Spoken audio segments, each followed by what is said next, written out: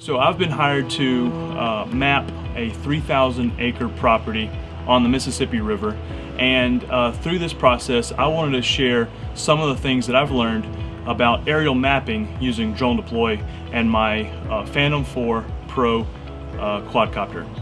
Before you leave, go ahead and make sure you download your maps for offline use before you leave, so that they'll be cached and ready to use when you arrive on site. The reason for this is if you're in a remote area and you don't have data, you're going to want your base maps to at least be able to reference where you are. It's super important. The first day that I got there to map the first portion of the property, I realized that I didn't have any access to data using the LTE on my iPad or on my phone, so the hotspot feature wouldn't work at all. Fortunately, one of my colleagues, the person I was working with, had a C-Spire network, a different network. It just so happened that they had better service there because of a local tower, and we were able to download those maps. But if I showed up that day and he wasn't there, I wouldn't have been able to download those maps, and for the most part I wouldn't have been able to do the job. Likewise, I would go ahead and print a copy of your map that you plan on using. This is just a reference point. I use Google Maps or Google Earth to reference before I get started. But what I went ahead and did is I printed off a section of map for every section that I needed. I have one page set up for that. It's just a good reference so that you're not using your device if it's set up for maybe it's set up on the controller and you don't want to have to switch back and forth.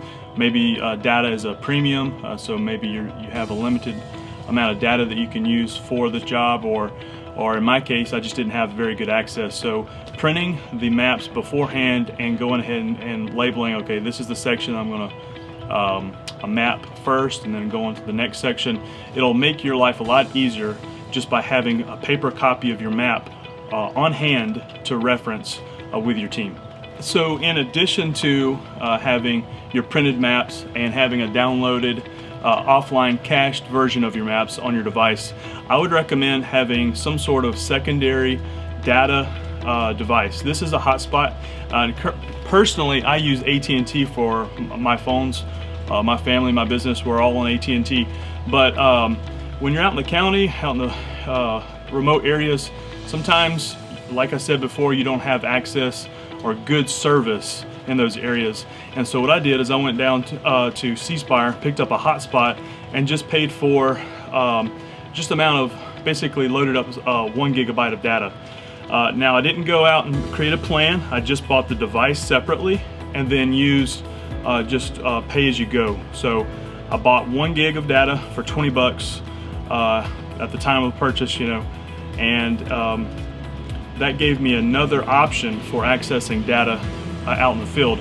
Now this saved my butt quite a few times. In fact, the first time I went out to the job site, I didn't have access to data at all, except for the guy that was there who had C-Spire with his phone, so I just piggybacked off of his hotspot feature.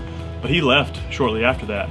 So when I returned, I made sure that I had a hotspot, and you know, it doesn't give you service all the time, but when I needed it, it was there. So I had at least 2 bars of LTE when I needed it, and so that was really great. So I'd recommend having a secondary form of data, some sort of way to make and receive phone calls if you can connect your phone to it. Just in case you don't have good service with your phone, you can switch to the hotspot. So really good device to have. So just to wrap up, I would recommend definitely going ahead and caching your maps before you leave your house or before you leave your place of business and before you arrive on site. Number 2, make sure you have a printable map or printed map that you and your team can reference throughout, and then make sure that you have a good way of communicating. So maybe you decide that you show up beforehand if you can, and find that you've got really great service, fantastic. But if you find that you have really poor service, then a personal hotspot would make all the difference in the world. So I hope you find this video helpful when it comes to aerial mapping with DroneDeploy, and look for the next series of videos that I'll share with you on what I've learned about aerial mapping using DroneDeploy and my Phantom 4 Pro.